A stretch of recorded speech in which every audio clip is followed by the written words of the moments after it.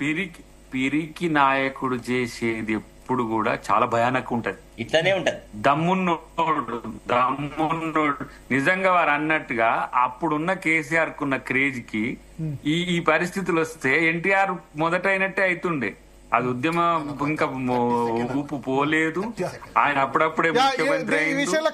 ఆయన భయపడి కౌంటర్ కాదు ఆగి నేను చెప్పని ఊక కౌంటర్లే నాకు ఇచ్చుకుంటా కూర్చుంటే చెప్పాలి నేను కూర్చోబెట్టి వాళ్ళతో కౌంటర్ ఏంటి. కానీ వినండి, ఆ రోజుల్లో ఎవరు మాట్లాడినరు ఆయనకు వ్యతిరేకంగా ఎవరు మాట్లాడాలి. ఇప్పుడు ఈ చర్య ఇప్పుడు ఫోన్ ట్యాపింగ్ కేసే ఓటుకు నోటిదే అంటుండ్రు కదా. మీరు ఓటుకు నోటు కేసులో 9 సంవత్సరాలు 7 సంవత్సరాలు మీరు ఏం చేయలే, ఏమి కూడా చేయలే. కానీ మీరు ఫోన్ ట్యాపింగ్ చేసిన అంశాన్ని ఈ కేసు ఉంటదని తెలిసిన 1 సంవత్సరం లోపే దీన్ని వేయడంతోనే పాటు మొత్తం విచారణ జరుగుతుంది. మీ కాలంలో జరిగిందంటే మీరు చేసిందని అర్థం.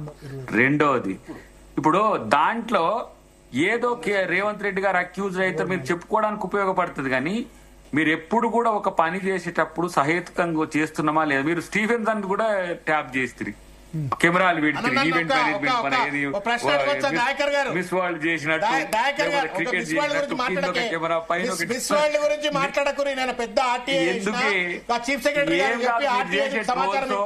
మీరు చెప్పమన్నా కూడా అన్ని వస్తాయి. రేపు ఆ కమిషన్ కూడా ఉన్నది. ఎవడెవడు పోయి ఆమెకు పైసలు ఇచ్చి ఆశలు చూపించేసి నువ్వు ఇట్లా చెప్పు కాంగ్రెస్ గవర్నమెంట్ ఇట్లా చెప్పు అన్నోడు ఎవడో కూడా వస్తుంది. అది మీరు చేసే కౌంటర్ గా ఉంటది. రెండోది, ఇక్కడ ఇప్పుడు దీన్ని డీవియేట్ కాకుండా ఒక మాట నేను నా అబ్జర్వేషన్ లో ప్రజలిచ్చిన మ్యాండేట్ ను ఇంత పెద్ద ఎత్తున మిస్యూజ్ చేసిన నాయకులు అంటే మీరు నాకంటే పెద్ద కానీ నేను చూడలే. నేను కూడా ఎన్టీఆర్ గారి కాంచి రాజకీయాలు ఫాలో అవుతున్నా కానీ మరీ ఇంత ఇంటెన్సివ్ గా లేదు. అఫ్ కోర్స్ విజయభాస్కర్ రెడ్డి గారు, నేదులమల్లి జనార్దన్ రెడ్డి గారు ఇట్లా చూసినాం. కానీ నీకు ఇంత పెద్ద ఎత్తున 88 సీట్లు ఇచ్చిండ్రు. మొదటిసారి అంటే 61 సీట్లు 63 సీట్లు వచ్చినాయి అనుకో. రెండవసారి క్లీన్ మ్యాండేట్ మా మనుషులతోనో మిషన్లతోనో వచ్చినాయి నీకు 88. ఇక అప్పుడేం పుట్టే, అప్పుడు కాంగ్రెస్ మర్జీ చేసుకుంటూ మళ్ళీ 12 సీట్లు. అప్పటికి కూడా ఉందా? మళ్ళీ అప్పటికేమైనా ఉందా సెక్యూర్ గా? మళ్ళా వాడేవాడు ఫస్ట్ టర్మ్ లో టీడీపీని కాంగ్రెస్ ఎమ్మెల్యే తీసుకుని ఏం తప్పుపట్లే. 5 ఫస్ట్ తీసుకున్నాడు కాంగ్రెస్. ఆమోద్ గారితో సహా ఎమ్మెల్సీలతో ఏమైతే సార్ ఆమోద్ గారు కంప్లీట్ అయ్యండి. 6 ఎమ్మెల్సీలు తీసుకున్నాడు, 12 మంది టీడీపీ వాళ్ళని తీసుకున్నాడు. రెండవ దఫాలో 88 ఉన్నా 12 తీసుకున్నాడు. 88 ఉన్నా ఎందుకంత భయం అని అంటారు దయాకర్ గారు. అంతే కదా, 88 ఉన్నా ఎందుకంత. ఈ టాపిక్ క్లోజ్ చేయాలి. 5 minutes.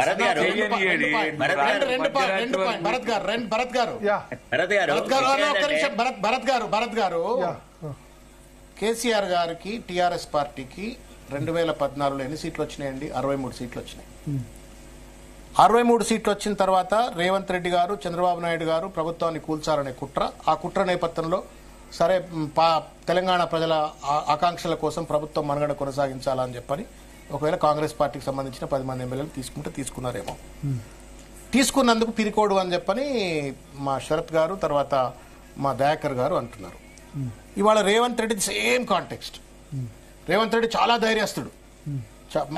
నన్ను మీరు అనలేదు దండం పెడితే ఆగవే. మీరు అనలేదే, మీరు అన్నారన్నా అనే నేను ధైర్యస్తుడు. అదే ధైర్యస్తుడు ముచ్చటే మాట్లాడతానా. నేనే చెప్పిన అన్న 64 సీట్లు వచ్చినాయి. 64 సీట్లు వచ్చాయి, 7 ఎంఐఎం సీట్లు వచ్చాయి, 71 సీట్లు ఉన్నాయి. ఏ కారణం ఇక్కడ కేసీఆర్ గారు 10 సీట్లు తీసుకొని ఆయన ప్రభుత్వం కూలుస్తానంటేనే 10 సీట్లు తీసుకుంటే పిరికివాడు అని చెప్పని ఏదైతే మీరు తప్పుడు ఆరోపణ చేస్తున్నారో, 64 సీట్లు ప్లస్ 7 ఎంఐఎం 71 ఉన్న తర్వాత 10 మంది ఎమ్మెల్యేలు 10 మంది ఎమ్మెల్సీలను మీరు పార్టీ ఫిరాయింపులకు, అది కూడా రాహుల్ గాంధీ లాంటి వాళ్లతో కండువలు కప్పించి ప్రోత్సహించిన తర్వాత మళ్ళీ మీరేమో ధైర్యశీలులు, మీరు చెప్పరించుకా ఛాతి మొత్తం మీరు దీశాలు అని చెప్పని మీకు మీరు చెప్పుకుంటే ఇంకా అది ప్రజల విజ్ఞత. రెండోదే దండమే. మీరు వినరేమే. మీరు ఇనరే దండం పెడితే మిమ్మల్ని ఇనరే. వదిలేసిపోయింది వాళ్ళు. యా, ఎవరైనా చెప్పండి. నాయకుడిని పట్టుకొని ఉంటారు. మీ నాయకుని మీద నమ్మకం మీ దగ్గర కూడా ఇప్పుడు సగం మంది రెడీ ఉన్నారు, మీకు మళ్ళా తెలుసో మీరు తెలియదు. రమ్మన్నారు. ఇషారా కొడితే మీ దగ్గర కూడా సగం మంది రెడీ ఉన్నారు, ఆ? మీ దగ్గర కూడా రెడీ ఉన్నారు బయట రావడానికి. ఇప్పుడు ఇషారా ఇక ఇషారా కొట్టేస్తారు ఇప్పుడు. గింతకాడికి తెచ్చుకున్నాడు. ఆ? ఇక ఉన్నోళ్ళు కూడా వచ్చేటట్టు ఎందుకు? మీరు ఆ ఇషారా గట్లనే కొట్టేస్తారు ఇంతకాడికి బయట వచ్చింది. ఆ వాళ్ళు. ఉన్నోళ్ళు కూడా ఆగమైపోతున్నారు వచ్చేటట్టు తెలంగాణ చెప్పల దొంగ ముఖ్యమంత్రి అని చెప్పిన ఆయన కానీ చెప్పుకున్న ఆయన కింద ఎట్లా పని చేయాలనుకుంటారు మీరు చెప్పరి. తెలంగాణ ఎక్కడిదే? మీకు తెలంగాణ గురించి కొట్టాడే నైతిక హక్కు మీకు ఎక్కడిది? భారత అయిపోయింది. రాష్ట్ర సమితి అని తెలంగాణ సరే ఇక అది టాపిక్ వేరే. ఇంకెక్కడిదే మీరు తెలంగాణ లాస్ట్ యా, క్లోజ్ చేయాలి. రైతు భరోసా గురించి ఒక్క 15 నిమిషాలు తీసుకుందాం, క్లోజ్ చేయాలి. లాస్ట్ వన్ సెంటెన్స్ అండి, last one sentence. Yeah, Dasoju గారు కేసీఆర్ గారు 12 మంది ఎమ్మెల్యేలను తీసుకున్న విధానాన్ని కూడా విమర్శించిన వ్యక్తి. దాసోజు ఎన్నడూ పార్డన్ చేయలే.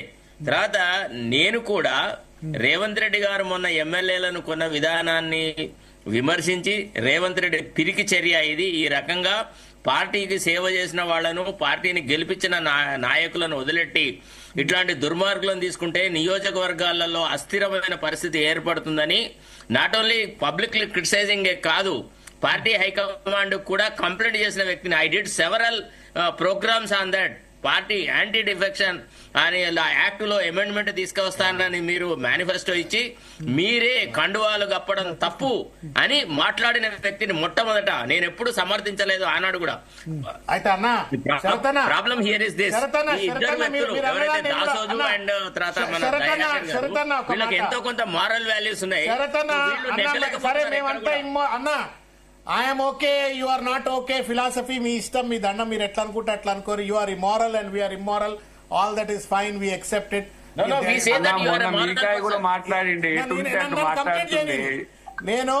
నేను ఇదే గాంధీ భవన్ లో కూర్చొని, సరే పార్టీ స్టాండ్ ను కేసీఆర్ గారు డిఫెక్షన్స్ జరిగినప్పుడు పార్టీ పరమైన స్టాండ్స్ చెప్పినప్పటికీ కూడా మీరు ఒక తెలంగాణ వ్యక్తిగా, తెలంగాణ ఉద్యమకారుడిగా ఆ రోజు, ఇవాళ పిసిసి అధ్యక్షుడు కావచ్చు, ఆయన ముఖ్యమంత్రి కావచ్చు, కానీ ఆ రోజు తెలుగుదేశం పార్టీలో ఉంటూ తెలంగాణకు వ్యతిరేకించి తెలంగాణ రాకుండా అడ్డుపడ్డటువంటి చంద్రబాబు నాయుడు గారి యొక్క పంచన చేరి ఆ రోజు తెలంగాణ ఉద్యమ నేపథ్యంలో వచ్చిన ప్రభుత్వాన్ని కూల్చడంలో తెలంగాణ ఉద్యమాన్నే వమ్ము చేసేటువంటి ప్రక్రియ, తెలంగాణని ఓడగొట్టేటువంటి ప్రక్రియ, శాశ్వతంగా 70 సంవత్సరాల తర్వాత వచ్చిన తెలంగాణను ప్రభుత్వాన్ని కూడా నిలబెట్టుకోలేని సన్నాసులు, బలహీనలు అని చెప్పని ఆంధ్ర పాలక వర్గం, పెట్టుబడిదారులు కుట్రపూరితంగా చేసిన ఒక దుర్మార్గమైన ప్రయత్నం అది. దాని నేపథ్యమే మీరు పిరికితనం అంటారా, ఇంకోటి అంటారా, నాకు తెలిసి ఆ నేపథ్యమే. నన్ను మీరు చంపుడేందిరా, నా ప్రభుత్వాన్ని మీరు చంపుడేంది, నా తెలంగాణ ప్రభుత్వాన్ని మీరు చంపుడేంది, నేనే గుంజుకుంటా అని చెప్పని వారు గుంజుకున్నారు కావచ్చు. ఓకే, ఇది నేను అంతర్లీనంగా గాంధీ భవన్ లో 100 సార్లు కూర్చున్న వ్యక్తులతో నేను చర్చలు చేసిన అంశాలు. దయాకర్ గారు ఒప్పుకోకపోవచ్చు, అది బయట ఎవరు సర్టిఫై కూడా చేయరియాల. Okay okay okay so thank you. మొత్తానికి అంటే రైతు భరోసా సంబంధించిన టాపిక్ ఉంది, మీరు ఉండాలి. దయాకర్ గారని మీరైనా ఒక 10 minutes. సో మొత్తానికి ఫోన్ ట్యాపింగ్ కి సంబంధించి అయితే వాళ్ళ ఈటల రాజేందర్ క్వశ్చనింగ్ జరిగింది. 2-3 రోజుల్లో బండి సంజయ్కి సంబంధించిన విచారణ కూడా ఉండబోతోంది. ప్రభాకర్ రావు వచ్చారు కాబట్టి విచారణ వేగవంతం అవుతుంది అంటారు, కానీ 20 నెలలుగా నడుస్తుంది. సాధ్యమైనంత త్వరగా దీనిలో లీకులు కాకుండా అసలు విషయం అయితే ఖచ్చితంగా బయట పెట్టాల్సిన అవసరం ఉంది. దీని వెనక ఎవరున్నారు, ఏంది, పొలిటికల్ బాసెస్ ఉన్నారా లేదా అధికారుల స్థాయిలో జరిగిందా, సాధ్యమైన త్వరగా దీన్ని గతంలో, ఎందుకంటే ఇప్పుడు కాళేశ్వరం కమిషన్ అయినా ఏదైనా నెలల తరబడి విచారణ జరుగుతుంది. అట్లా కాకుండా ఇప్పుడు ప్రభాకర్ రావు రిటర్న్ వచ్చారు కాబట్టి త్వరగా తేల్చాల్సిన అవసరం ఉంది. చిన్న బ్రేక్ తీసుకుందాం. బ్రేక్ తర్వాత రైతు భరోసా